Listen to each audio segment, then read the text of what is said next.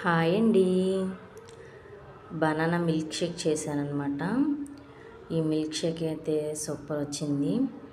నేను ఎప్పుడు రెగ్యులర్గా చేసేలానే చేశాను. మా ఇంట్లో ఎలా చేసుకుంటామో ఈ బనానా మిల్క్ షేక్ అలా చేశానన్నమాట. ఈ రెసిపీ ఎలా చేశానో మీకు చూపిస్తాను నేను. మరి బనానా మిల్క్ షేక్ ఎంతమందికి ఇష్టమో కామెంట్ చేయండి. ఒక మిక్సీ జార్ తీసుకుని 2 బనానాస్ వేసుకోవాలి, ముక్కలుగా కట్ చేసుకుని. తర్వాత ఒక గిన్నెలో ఒక హాఫ్ అన్ అవర్ పాటు నానబెట్టుకున్న జీడిపప్పులు, బాదం పప్పులు, అలాగే 4 ఖర్జూర పండ్లు వేసుకోవాలి. తర్వాత మనకి షేక్ అనేది బాగా రావడం కోసం పాలన్నీ డీ ఫ్రిడ్జ్లో పెట్టి గెండ కట్టిన ఉంటాయి కదా, అవి తీసుకోవాలన్నమాట. అవి అయితే అప్పుడు షేక్ అనేది బాగుంటుంది.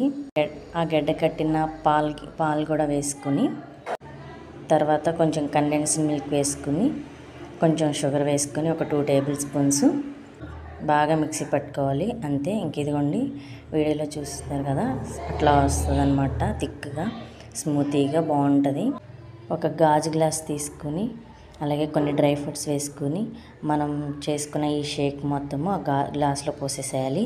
తర్వాత కొన్ని డ్రై ఫ్రూట్స్ వేసుకుని పైన కొంచెం బూస్ట్ లాంటిది అప్లై చేసుకుని చిన్న బనానా పీస్ దాని మీద పెట్టి డెకరేషన్లా చేసుకొని తీసుకుంటామే. ఇంకా ఇలా చల్లగా రెడీ అయిపోయిన ఈ బనానా మిల్క్ షేక్ని అయితే ఇలా ప్రిపేర్ చేస్తాను నేనైతే. మరి మీరు ఎలా చేస్తారో కామెంట్ చేయండి. వీడియో నచ్చితే లైక్ చేసి ఛానల్ సబ్స్క్రైబ్ చేసుకోండి.